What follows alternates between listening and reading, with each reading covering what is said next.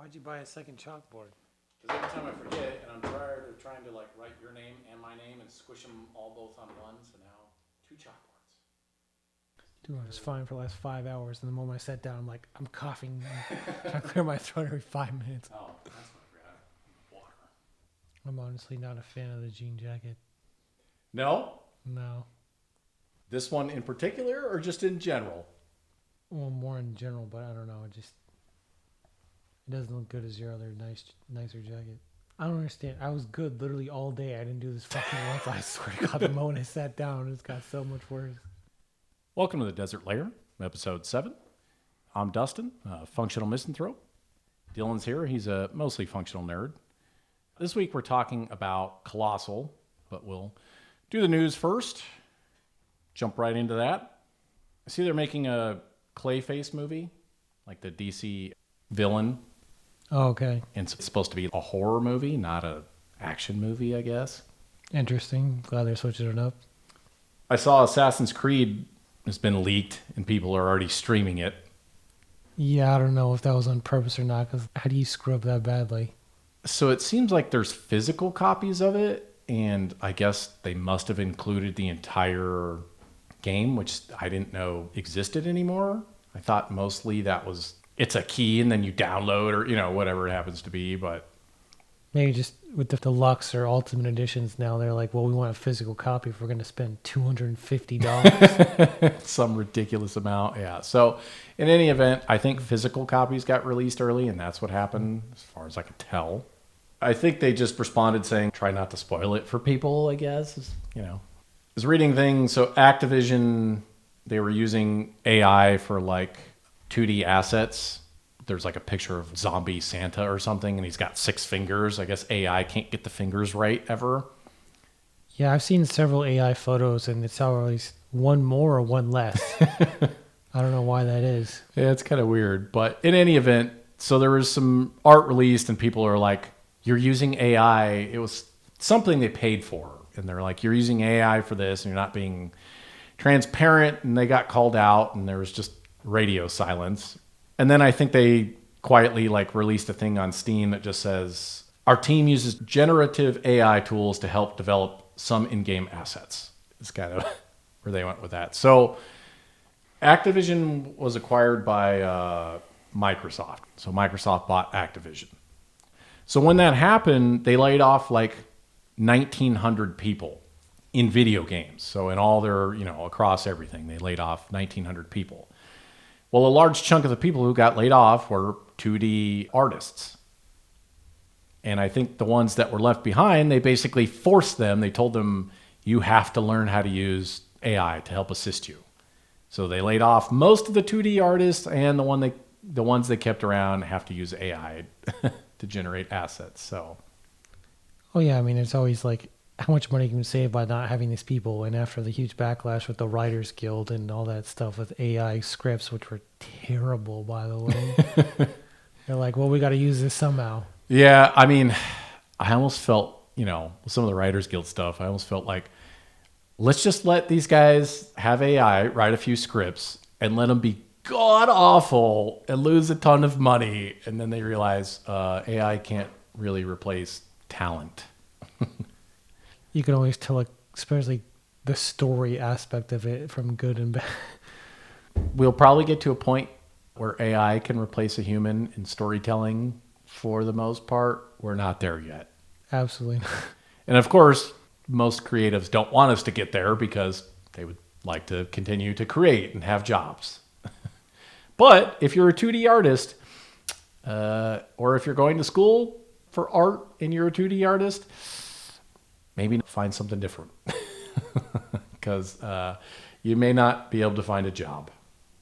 I saw that Fable has been delayed till 2026.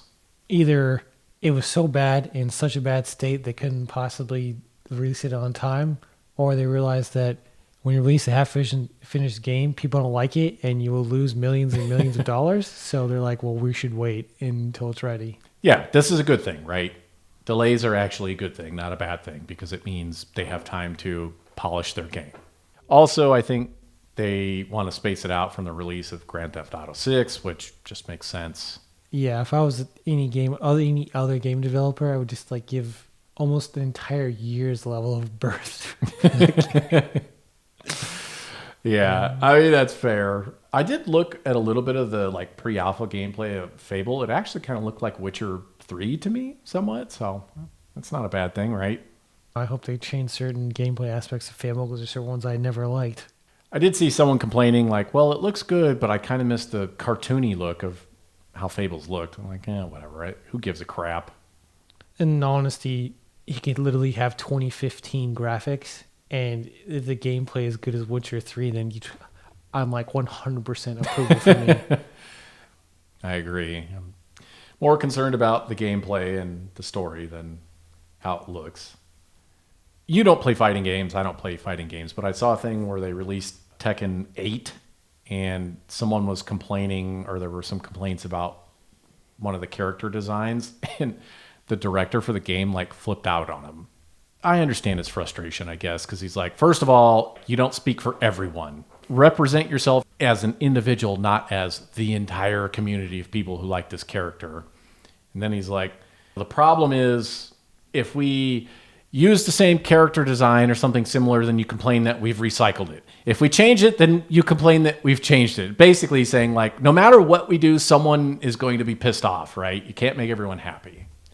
In fairness, I did look at this character model, and their complaint is that it kind of looks like Santa Claus because she's wearing like this red coat with like this white fur lining. And I'm like, well, I guess like their complaint is kind of accurate. It does look like a female version of Santa Claus a little bit, but I was just surprised that the director lost his shit and lashed out.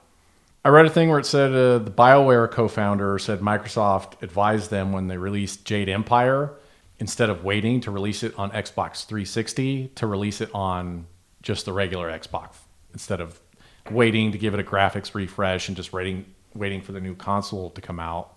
And I guess he's basically saying like it was a moronic move because he's like, had we taken that to Xbox 360, then we possibly could have had another franchise. I definitely agree. After what happened with Cyberpunk and they tried to release in the previous gen when it couldn't handle it, and yeah, I could definitely see why. It's like there's times when you should just wait or times you should just give up on something and move on. Yeah, I don't necessarily disagree with him. I didn't even know that this was an Xbox game, right? Because I would never have played it on Xbox. It's a computer game. I still have the box for the game. So to me, it was always a computer game. I never played it on a console, and I never would. I have it on Steam, so. Yeah, So I don't know. I thought that was kind of interesting that he basically said Jade Empire could have potentially been another franchise. But to me, like, what's stopping you from making another game? If it's good and it has a good story and it's unique, which Jade Empire is all of those things, then you could still make the game.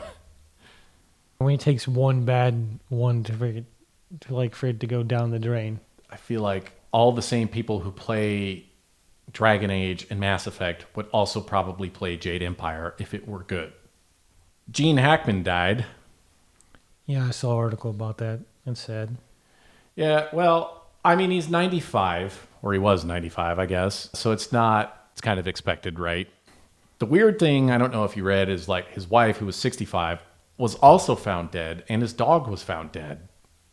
Oh, okay, I didn't know that. Yeah, so it's kind of a weird scenario. Like the police, I guess, investigated and they didn't find any signs of foul play. No one was hurt. Nothing was damaged. And I think they looked for gas leaks, which would make the most sense. So it's just kind of, I think they're still going to investigate just because it's kind of a weird scenario. Yeah, all three of them dying almost at the same time. Yeah, who knows? I see that they are having a Star Trek audio drama. So Star Trek Con, they'll release it as like a podcast thing. I didn't know audio dramas were still a thing outside of Japan. I know other countries have other like just audio only type story stuff, but I mean, audiobooks are such a big thing now. I really don't see it as anything new. Yeah, I guess it could fit into but it's a podcast though. Like I don't know. To me, it just seemed weird. I'm like, does this have enough of an audience that it makes sense to create this? I guess it does. I'd really be interested to see the numbers on this, like how well it does or how well it performs or whatever. I just thought it was kind of interesting. I think also in the DC universe, we're making a Green Lantern TV show. Seems interesting. I guess it's being described as a detective drama inspired by shows like True Detective and Slow Horses.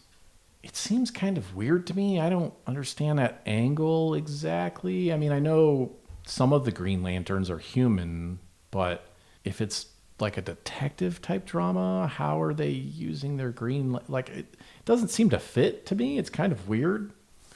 I mean, Green Lantern's like a police force or military or something. So I mean, I could slightly see the detective angle, but I mean, have they said who's the main character or whatever? No, I mean, it was pretty vague. They just had a picture of a couple guys. One of them was like wearing a Green Lantern ring. But like, if I have superpowered superheroes with the Green Lantern power, I don't like. Do we need to make a detective drama out of this? Unless they're hunting down aliens or something, like a Men in Black style thing. But otherwise, The Green Lanterns are like I said, like a military / police force. yeah. But you're not going to use a military police force with superpowers to be ordinary detectives. Batman, he has no superpowers, and he's like the detective of the Justice League. I don't feel like it's quite the same thing, but either way, I mean, it's interesting, I guess. So I'm interested to see how they put the superpower compared to like the intellect part of it. Could be interesting. I don't know. I guess they're selling, or there were talks about them selling Pokemon Go. People were probably rightly so concerned because they're afraid it's just going to be turned into a complete monetization of whatever happening. So I am not surprised in the least if that's what they do. yeah, I mean, it makes sense, right? Why would you as a company buy that if you weren't going to add some kind of microtransaction nonsense to it? Or between every catch of Pokemon, run like a minute ad. That's what they do in a lot of those mobile games. It's utterly insane. Yeah, or you can pay for the chance to catch a rare Pokemon. There's a million ways they could monetize it, and I guess people are, again, probably rightly so, concerned, which is like, well, sorry if you like the game, guys. It's already a mobile game. That is like standard practice for those. Yeah, I mean, I guess you're lucky you went this long without it turning into a pile of shit. Yeah. The Pal World developer, they're giving people the day off for the release of Monster Hunter Wilds. Basically, they're like, we got a bunch of mysterious letters where people were saying they may be too sick to work that day. So they just gave everyone the day off. Have you ever taken off work to play a video game? No, but I know many, many people in the past who have. It's not something I would ever do. I guess, I don't know, to be like, come on, man, show up to work. Like, do you really need to, I mean, use your personal time however you want to use your personal time, I guess. If you're a small developer as a video game company, that's kind of a cool thing to do, to give people the day off to go play a different video game. So, yeah, whatever. I think the worst ever is when Skyrim came out. Work was like, they literally had to tell people no. No, you cannot take off because the maximum percentage of people to run this effectively would be gone. So no, you can't. You're too late. I don't know. I guess to me, I probably wouldn't take off like the day of. I would take off like a Friday and have a long weekend to play it. Like, it's weird to me to take off a day in the middle of the week to play a video game and then go back to work. Like, whatever. I guess it's just a certain mindset. I did laugh at some of the comments. Someone said, Earth is going to need a day off when GTA 6 launches. Yeah, I really, I seriously wonder how Rockstar is going to handle the server load when it's just like unprecedented amount of people are going to want to log in at the same time. Yeah, it's going to be pretty crazy, I assume. I thought that was pretty funny. And then someone else said, I work from home and plan on having network issues when GTA 6 comes out. I even have an undated screenshot showing an internet outage in my area if my employer wants proof. How crazy is it that you've set up a plan like in advance to take a day off work? Like, geez, man. I know people at work right now, it's pretty scummy, but like who have a relative that died or passed away. And like a whole like the like wake, like card thing to show proof or whatever. I know people at work who have those like banked up. It's like you're eventually going to run out of family members to simulate that died, yo. Like, it's just next level of scummy. You'd be surprised. Oh, man. Ugh, yikes. I don't know. Did you see anything? A couple ones that just have a passing thought you already mentioned, so. Gotcha. I guess before we talk about this movie, I did watch one more of these DC Universe movies. Aquaman, The Lost Kingdom. Was that the second one? I think there's only 2 of them. Yeah. I think is the first one just Aquaman? Yeah, I think so. Okay, then yeah, I remember that one. So you did watch it? Yeah. To be honest, I barely remember the first Aquaman.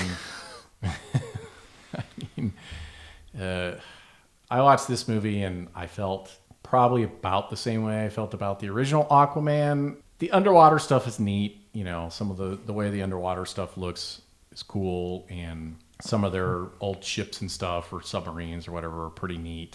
Other than that, like, meh. I just like how in like Honest Trailers they talked about how many times they said the word orichalcum. And the second one, I thought I laughed. I was like, everyone says it repeatedly in that movie. It's hilarious. Score-wise, I'm going to say same more or less as these other DC movies, like 2.5. It was watchable, barely, I guess. This one, even more so than the other ones, I felt like it probably would have been a neat movie if I were 10. So it felt geared more towards a younger audience than all the rest of them, in my opinion. It was a little tough to watch in some spots. The acting in this movie is not good. Do you like Jason Momoa as an actor? Not specifically. I mean, I don't, there's not really a whole lot I would have watched him in other than probably Game of Thrones and Aquaman and the DC Universe stuff. So, okay. I mean, I'd say he's good. I mean, he's not like top tier level or anything, but yeah, but the writing in this movie felt more like it was written for a younger audience, and so it just. Ugh. You want to venture a score? Has it been too long since you watched that movie? I'd say like a 3. It was pretty average. Okay. All right. You want to talk about this movie now? Colossal? Sure. So this movie's from 2017. It's directed by Nacho Vigalondo. So synopsis here.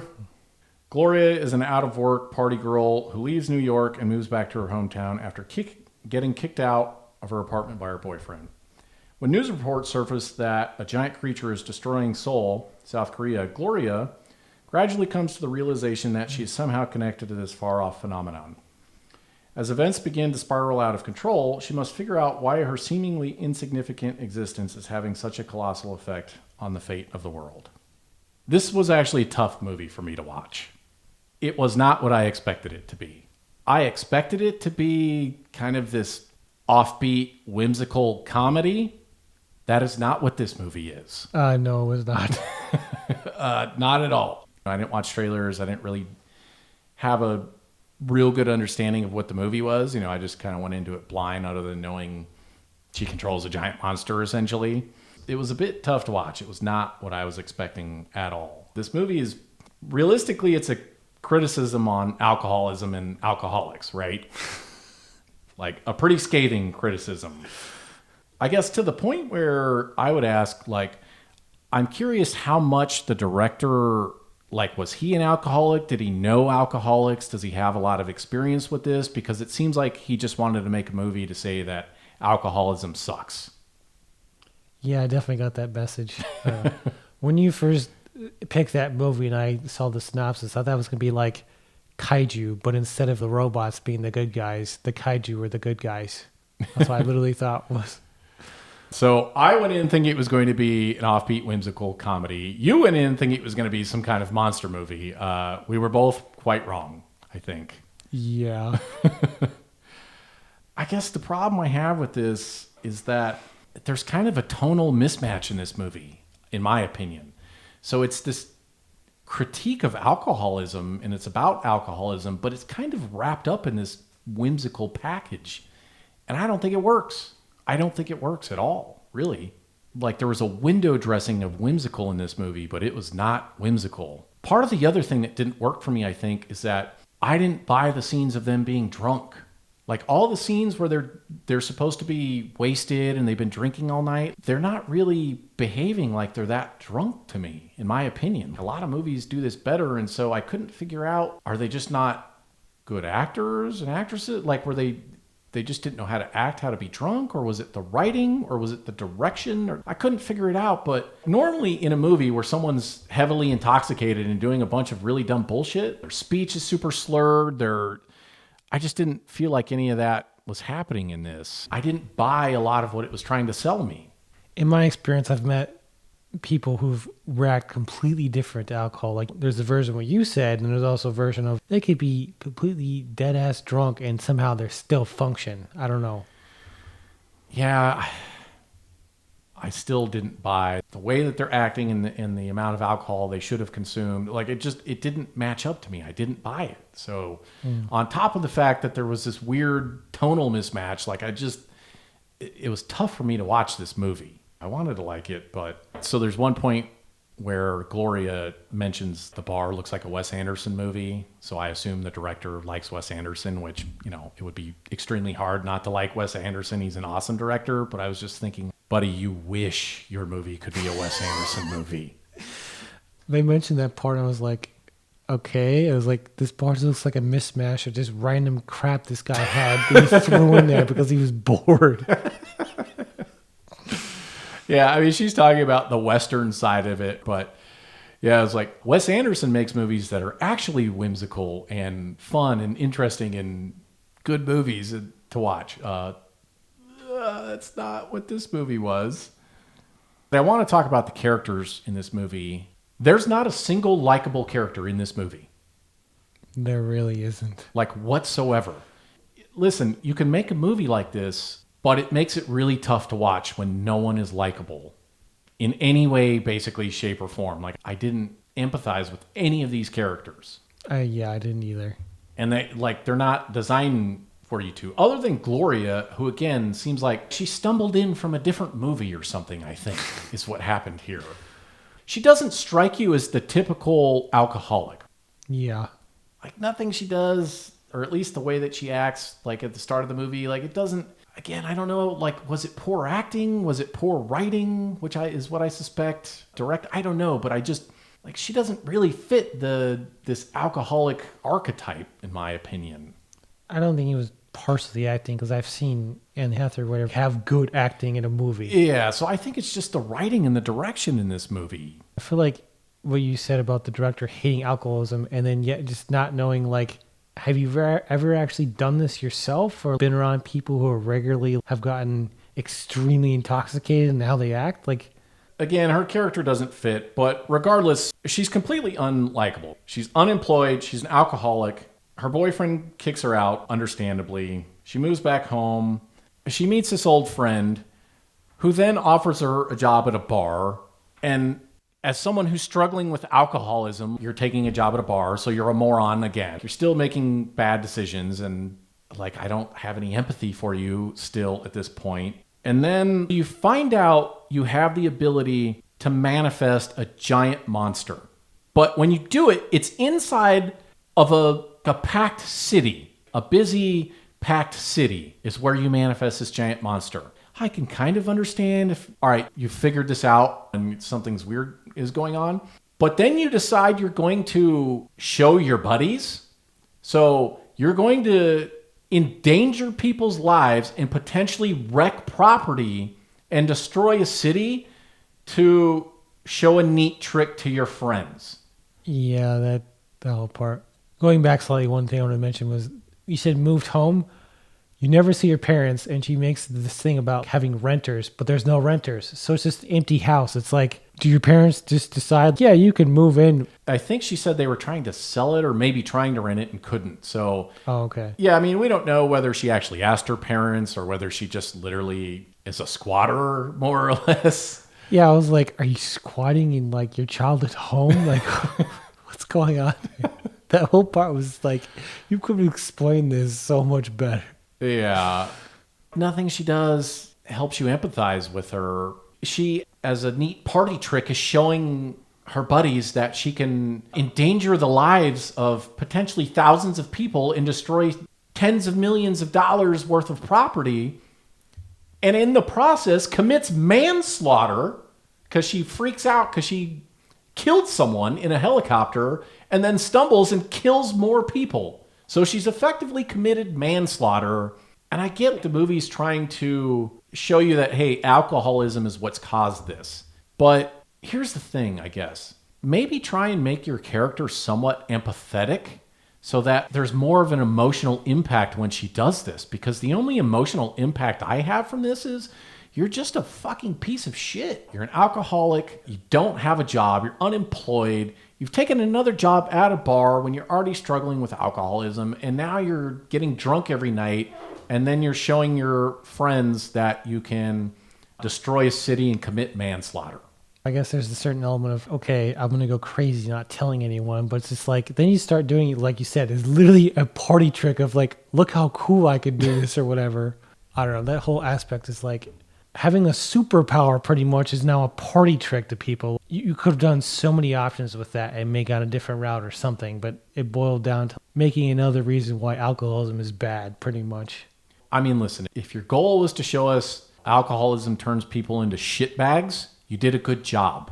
But man, it is super hard to watch. She's not sympathetic at all. Like, I don't empathize with her character. The movie kind of tries to portray her as just this fun, whimsical person. Like, she doesn't seem like a person who's super struggling from alcohol, and it just doesn't work for me. So her boyfriend kicks her out. I guess it suggests that he breaks up with her, but he's calling her to make sure she's okay. And it kind of seems to me like she wants to get back with him, or otherwise, why would she be talking to him? And then she sleeps with someone else. I don't know. Maybe they had an agreement, but that's not what it seems like. Like, were you going to tell your boyfriend or your ex or your sort of boyfriend that you slept with someone? Were you just going to quasi cheat on him and not tell anyone? Like, that seemed kind of scummy to me. He broke up with her and literally kicked her out to pretty much the street, where she literally had to go to her parents to be able to move on. Not like, oh, she's financially stable and she can just find another place, whatever. You know, she has no money, so she has no option but to go back to her family. And yet you keep calling her and invested. It was like, if you're invested, rather than just kicking her out, get her some freaking real help, like to actually, you know, make her emotionally stable. Well, yes, that's an excellent point. I guess we'll jump over to him, his character. So at the beginning of the movie, I actually like his character because he has agency. He's tired of her bullshit, so he kicks her out. And I don't necessarily have a problem with that, but I agree with you 100%. Like, if you actually loved her and cared about her, you wouldn't be kicking her to the street. You would have tried to get her into rehab or get her some help.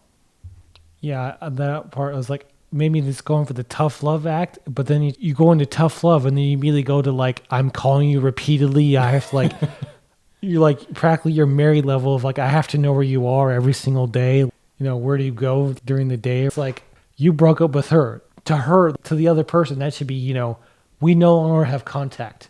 You are no longer invested in my life. Sorry. I don't have to return your calls. I got the impression that he kicked her out, but he still wants to make things work. Obviously, he does. But I also got the impression that she kind of does, because otherwise she wouldn't be accepting his calls. Like, I got the impression that she was still thinking things could work out. Now, maybe that's not the case. You know, the movie isn't super specific about her feelings exactly, but she accepts his calls without much problem. When he calls her, she's scrambling to explain what she did all day because she's afraid he might know that she's still drinking and stuff. So my impression is that she still gives a shit what he thinks and still wants it to work. So when she's sleeping with other people, it comes across as kind of scummy to me. Yeah, I don't know. You got a mixed message of, do you care or do you not? Like, you just willing to move on sort of thing. I don't know. Yeah, so her friend, Oscar, his problem is actually not alcoholism. He has antisocial personality disorder. Oh, okay. What he has is an actual thing. There are people legitimately like this, and he has all the symptoms of it. Cold, calculating, manipulative. He's not necessarily cold and calculating. He's extremely manipulative, right? Yeah, definitely. May charm others to gain trust, then deceive and manipulate them. Lack of empathy or remorse. may be able to follow social norms when it suits their needs. He fits all of these things. When we first meet him, he's charming. He seems like a cool guy. He seems kind of cool to hang out with. He owns this bar, and then there's this duality. Under the surface, he's extremely manipulative.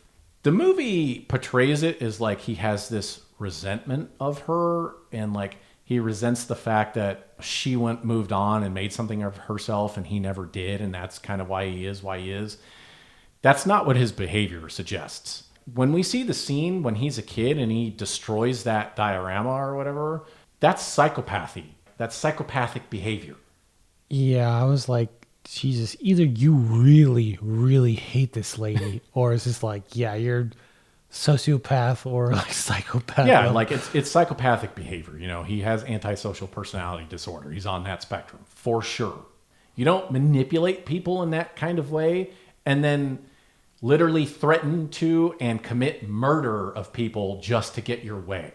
Yeah, I was like, so do you love this lady? You emotionally manipulate her into doing what you say. It was like, why exactly? What bond is there to you want to have control over this person to give you a sense of power, or you have a secret love fantasy or something that you don't want to let her go? I don't know that it's a love fantasy, but I think it's a combination of there is probably resentment. She made something of herself and he didn't, but he has antisocial personality disorder. He's extremely manipulative. He wants the attention. The alcoholism for him is not the cause of his problem. It's a symptom of his personality disorder. And another aspect is his two friends. I saw what he was doing with her. I was like, why doesn't he do it with those two? He doesn't need to, though. He's already done that with them. Oh, okay. So if you notice, they follow him around like a puppy dog, right? Yeah, I did notice that part. Yeah. So he's already... He doesn't need to do much to them because they're already under his control. They're already giving him attention. They're already hanging out. So there isn't really anything that he needs to do to them. Except when they start doing things that he doesn't like. Yeah, then he starts to get real asshole level. Yeah, he turns into a complete asshole. The alcoholism angle with him, I don't really buy it. At least in terms of that's not what's causing his problems. His problems are a different issue. The alcoholism doesn't help, for sure. And these are real people. People really act like this and do these types of things. I was wondering, again, is this another person that the director has dealt with? Is he working from experience here? Or what is he trying to say with this? Or did he just kind of create this character not understanding what he was creating and thinking it was an effect of alcoholism and self-hatred, which is no, that's not what his behavior suggests. You always have to have the villain or whatever, and I felt like it was part of... In what way can we make this person the villain other than being 100% level psychopath? Self-hatred and alcoholism is not going to cause you to murder a city full of people and cause hundreds of millions of dollars in destruction. You're a psychopath. It's fine that we don't like him. He is the villain of the movie. Well, technically alcoholism, I guess, is the villain of the movie, but he's the villain, so we don't have to like him. We don't have to empathize with him. That's fine. But again, it's tough to watch in a movie where no one else is likable either. Jumping back to her boyfriend, at the beginning of the movie, I kind of like him a little bit. He handles that situation incorrectly. It's not a nice thing to do to someone. She's struggling from alcoholism, so it's really a not nice thing to do rather than get her help. Like you said, it gets weird, and then he gets jealous and flies out, and then he tries to lie about it, which is it's so completely obvious. Why are you even trying to lie about this? Why didn't you just say you were worried about her? Admitting that there's a fault that's a huge thing for people. There's a shame element to it. It's you just cannot admit it to yourself. You could still spin that as I was worried about you. You made me come out here. You were self-destructive, and so I had to come save you. He could have spun that, but it's the lie just makes him so douchey because it's so obvious. This codependent, he has to have her back. It makes his character completely unlikable as well.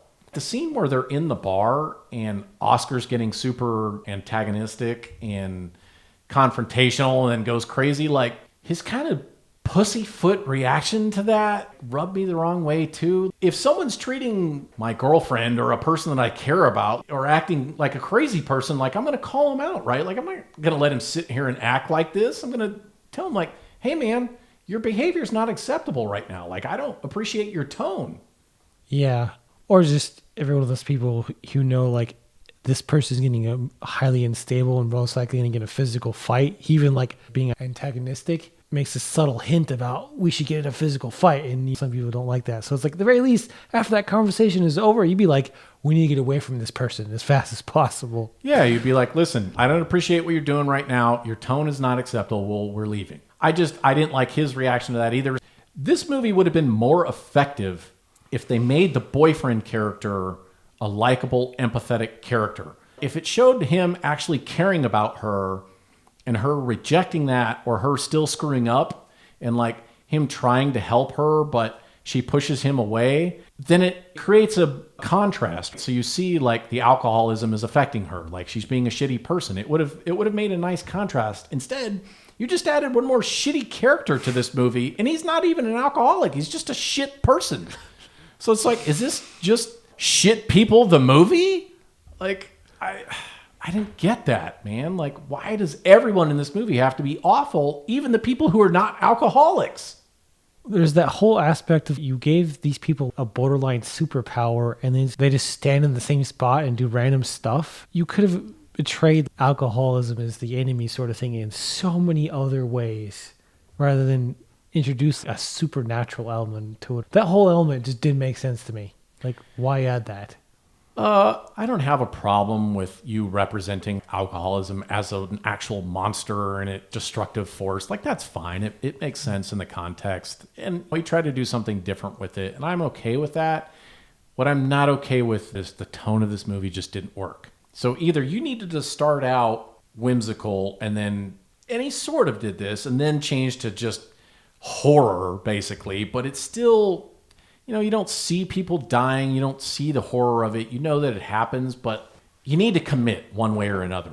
If you want to use this analogy and make it awful, you need to make it fucking awful. You know what I mean? We need to see people getting crushed and splattered, and you need to see the visceral horror of this. You can't have this 1 foot in, 1 foot out mentality throughout this whole movie. And this, like, we're going to have the manic pixie dream girl stumble in from another movie but she's an alcoholic. No, man, it doesn't work. And having all the shitty characters in this movie and no one to empathize with and no reason for them really all to be shitty because they're not all alcoholics. Maybe this is personality disorder of the movie or something. I don't know.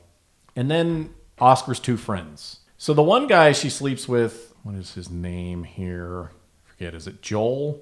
I think it's Joel and the other guy is Garth. Yeah, so Joel, the guy she sleeps with, he has a learning disability. If you watch him, you could tell he's a little slow, right? He has a little bit of trouble grasping the interactions between people, which is fine. And then he's just kind of sitting on the sidelines, watching things happen. He slept with her, but he doesn't even interpret the fact that his friend is super pissed off about this. To me, he has a learning disability. He's a little slow. Yeah. But that doesn't excuse his behavior. The problem isn't that he's a little bit slow. The problem is that he goes to the park with his friend to watch his friend become a giant robot and stomp out a city. The part where they get in a legitimate fight and he's just kind of like standing there. Yeah, he's sitting on the sidelines watching like, listen, dude, I don't give a shit if you're slow or have a learning disability. You fucking know the difference between right and wrong. You know that if a man is fighting a woman and they're potentially destroying a city and killing people, like, you're going to fucking jump in to help, right? Yeah, I was just like, jumping to help, and it's like, oh, hey, dude, maybe you should not fight right here, because if you fall like the last time, a bunch of people could die. They act like it's a video game or something, and it's like there's no grasp of their real-world consequences for them fighting and possibly destroying and killing people. Like, yeah, it's insane. And so that... his character, again, like, dude, you're just sitting by on the sidelines. This is not acceptable, man. I don't give a shit whether you're a little slow on the uptake here. You're what I would call an accessory to murder, in my opinion. Yeah, I don't understand the whole part. You're letting your new friend just get hit. A man just hitting a woman. Like, no normal guy is going to stand by and watch a guy fight a woman, like they're going to jump in and stop that. Even if she's hitting him, like you're going to jump in the middle of that. You're not going to stand back and just watch people beat on each other.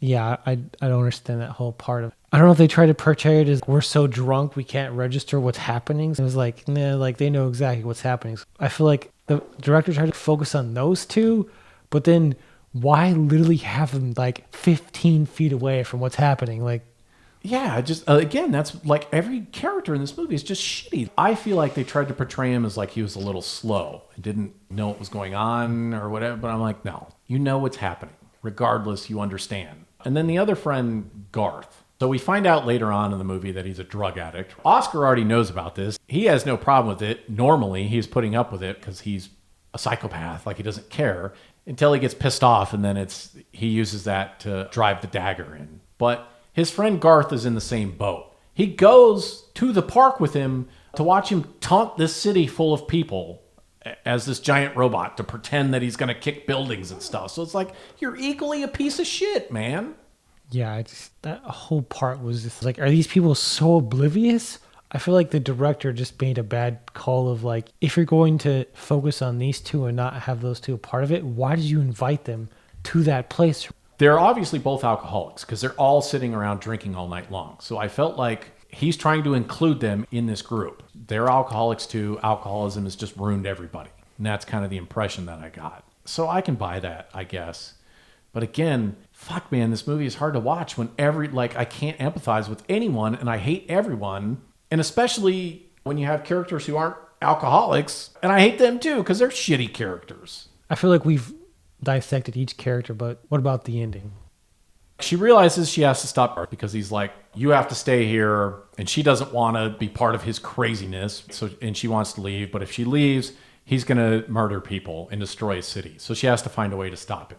Her way to stop him is to come up with this convoluted plan that is a guess on her part. She's guessed that if she flies to Seoul, because it's in parallel with their little town, if they're manifesting the monster from this spot, then if she goes to the other spot, then she can manifest her monster in that spot and then stop him, which ends up killing him.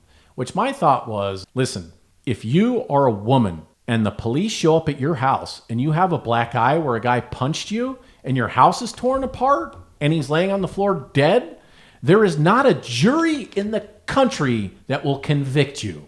Like, not a single one, right? You as a woman, if a man beats you and then wrecks your house and you smoke him, no one is going to ask questions. Even if they decide to press charges, which is extremely unlikely because you've defended yourself, like no jury is going to convict you. Yeah, and it just helps further, like we just discussed. Those two literally watched it happen. So it's like now you have two witnesses on top of the situation. Listen, I guess I can understand if she maybe she doesn't have it in her to buy a gun and shoot someone. Like, okay, I'll give you that. That's fine. I get that. She comes up with this super convoluted plan that she doesn't even know is going to work. And she stops him and then ends up killing him. In the very end of this movie, I do kind of like it because she's sitting in the bar and she's going to tell the story. And then the lady offers her a drink and then she just sighs because she realizes that is the one good message about this movie. It's a battle you're going to fight forever. That's kind of the message that that's sending. She sighs. She knows what's going on. So I like that. That's good. So the ending part of this I like. But the rest of the movie getting here was just, man, it was tough. And then they have all these parts where they're trying to be funny. She falls asleep with the mattress laying on top of her, and then her back hurts when she wakes up. And then she finally airs the fucking mattress up, and then she sleeps on it, and it deflates, and then her back's hurting again. So it's trying to interject these moments of humor. And normally these would be funny things, but you're trying to put these in a movie that's not funny at all. And so it just, again, you have this weird tonal mismatch.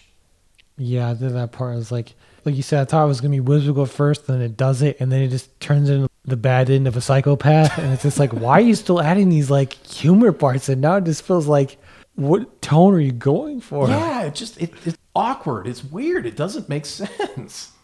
Like, man, I don't know what they were trying to do exactly with this movie. Do you have anything else you want to talk about with this movie? Now, there was just a slight pet peeve where I saw the part of, okay, you're at a bar and you have an empty parking lot, and of all the places you could possibly park, you like triple parked, yo. That shit just made me angry because it's one of my pet peeves when people double park, or even this where it's like triple park. It's like, how much can't drive, or you're so drunk you can't even like remotely get it in the space properly? Like, dude, come on. Yeah, I mean, there's a level of like, hey, you're kind of an asshole. You parked over the line of like, what kind of reprehensible piece of human garbage are you that you've taken up this many lanes? Oh, it's just one of those pet peeves of mine. Like, dude, I just saw that part and I was like, dude, it's an empty parking lot. You just decide to take up 3 spaces. Like, come on.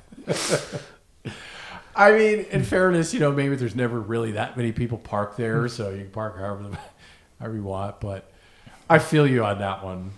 Visually, this movie looked pretty good. The only scenes that I really liked or stood out to me were some of the bar scenes at night, just the quick pan at night. I thought those looked pretty good. Anything else? No, not really. So, I don't know. Scoring this movie, there are much better movies about alcoholism. There are better offbeat, weird movies that do whimsical things. Wes Anderson, like this director seems to know, makes a ton of them. They're awesome movies. I appreciate that the director was trying to do something different. I don't know that I appreciate the choices that he made in this movie with the weird tonal imbalance and like trying to interject humor into a movie that is not really funny at all. And I didn't buy a lot of the characters, the way they acted when they were drunk. He tried to do something and he was trying to talk about a topic. I think I'm going to give this 3 out of 5. It's honestly very generous because like I'm struggling with giving it 2.5. That's fair. I mean, rate it how. So what is your rating? I hesitate to give it 2.5, but I guess I'll go with that. I'm considering a 2, but I mean. All right. I got 2 chalkboards. Write the score here. God damn it. Of course I screwed mine up already. I like how there's a score written on it from a booze review. I'll give this movie 3 out of 5. The director tried something. It was unique. It was kind of interesting.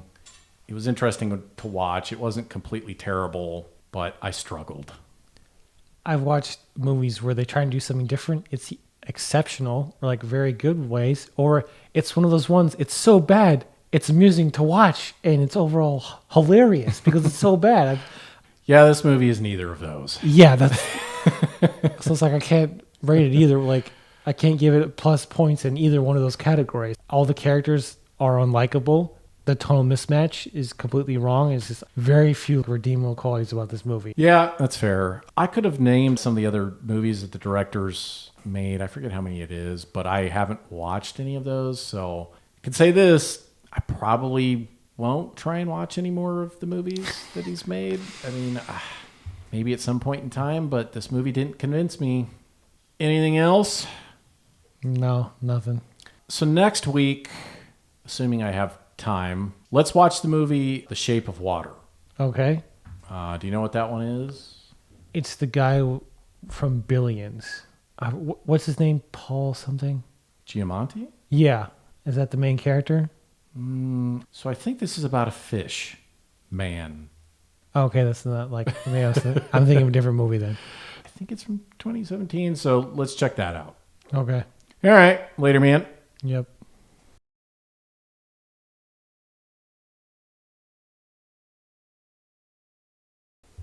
Are you sure? I'm going to need to look it up. I swear that's the name of that movie I'm thinking of. I mean, maybe he's in that movie, but that's not what it's about. No, I'm just like, he's the main character. I don't think he's the main character. Okay, no, it's not. I thought that was... What is the movie you're thinking of? Give me a second. Lady in the Water. That's what it is. Oh, gotcha. There's a scene in that movie I will never, ever forget. There's a character who only works out the right side of his body. So his right arm is like Arnold Schwarzenegger. His left arm is like pathetic, weak nerd though. It's like hilarious. Yeah, this movie was completely different than I expected. It was a disappointment, honestly, because I had a little higher expectations for it. At this point, I'm like, you're like purposely picking what the weird ones. Not necessarily, but I mean, these are the types of movies that I watch. I watch a lot of these weird movies. The part where you said like, because this one movie was bad, I'm not gonna watch these others.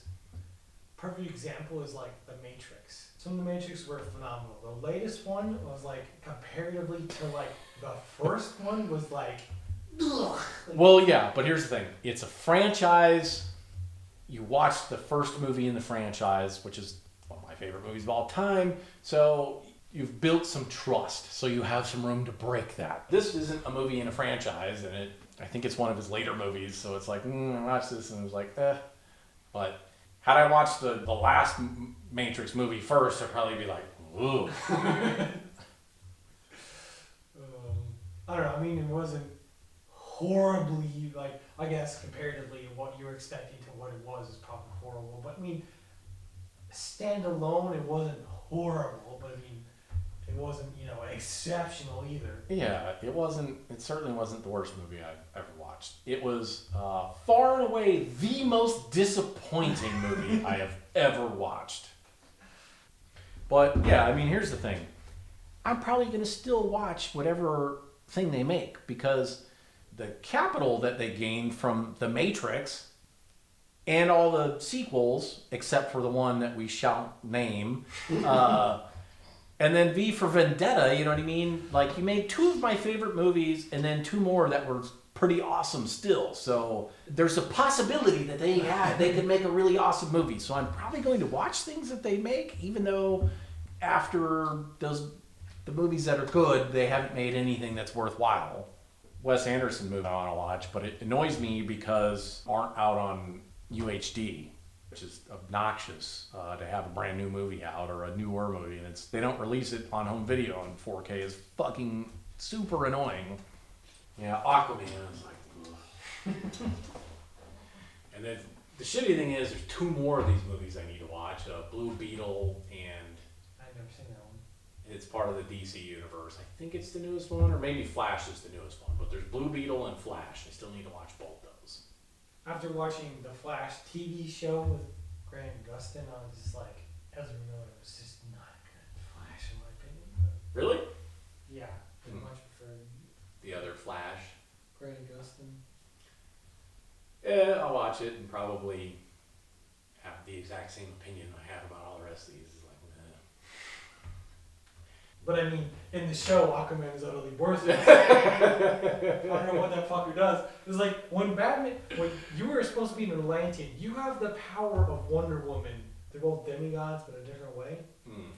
Dude, they have like the same fighting capability in terms of like, strength and durability. I mean, the cartoon show, he's hilariously awful, right? Yeah. Like, rides around on fish, and you're just like, okay. Yeah, his seahorse or whatever. I mean, they make fun of that on like Adult Swim and stuff, right? Yeah, he's utterly like. I mean, outside of Batman, I just don't care that much about anybody else, really. A lot of those that try to nerf the Flash, dude, if the Flash existed in real life, it would just be every single fucking enemy could just be taken out immediately. Like, all of Batman's villains would just be a fucking joke. You make Batman don't even have to do anything. You just make one phone call to Flash, bam. You zoom in right over, like Joker, immediately just fucking arrest him every time. Well, that's the problem with the entire, like, all these shared universes. Like, they don't make sense. I've never been a fan of the shared universe thing. It's just in context, like, you would just call Superman for everything. He has to do, like, General Zod or whatever, and Doomsday or whatever. Yeah, I mean, he has stuff he has to deal with, but that's not all the time. Yeah. In your off time, if you're dealing with petty criminals and stuff, flying around, stopping bank robberies and muggings and stuff, fine. But when the shit hits the fan, it doesn't all happen at the same time. If you're not dealing with your supervillains, like, you would fly over to Aquaman and come help him, right? Trying to make it seem like there's always a threat lingering to where you can't ever leave for more than, like, a day or something. I don't know, like, Superman could fly over to Aquaman's thing and punch Laserface in the fucking head and be done with it. Like, I struggled to watch the first 10 episode season of Parks and Rec That was bad. I can't imagine trying to watch 3 or 4 bad seasons of a TV show. That's fucking brutal. I don't know.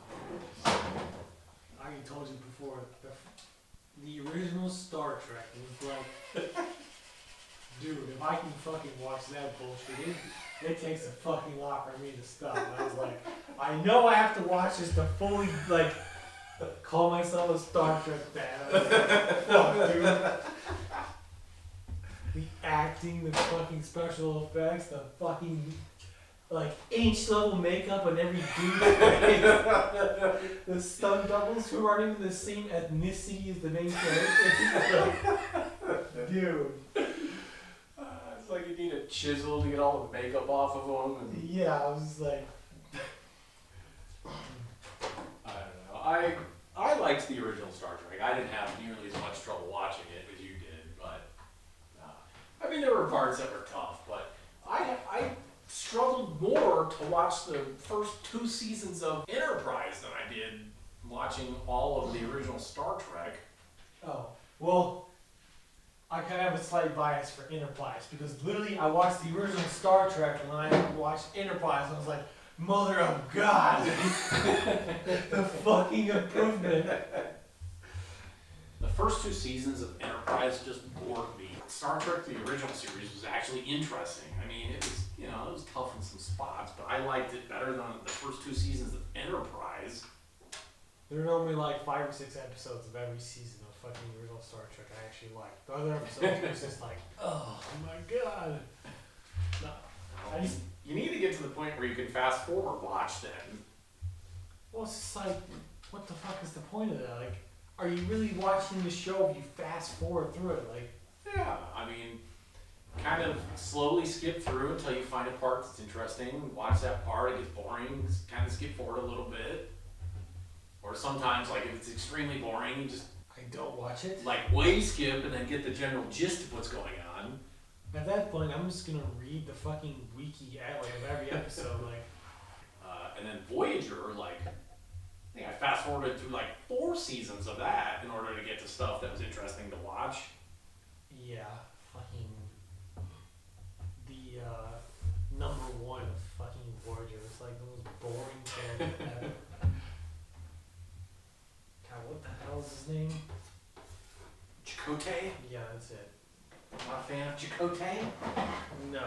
Compared to The most fucking, uninteresting, compared to Riker, the fucking Bajoran lady, I forget what's her name.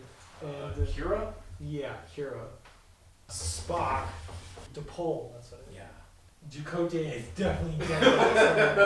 He's at the bottom. Yeah, this is the bottom. Well, yeah, it's not even a competition.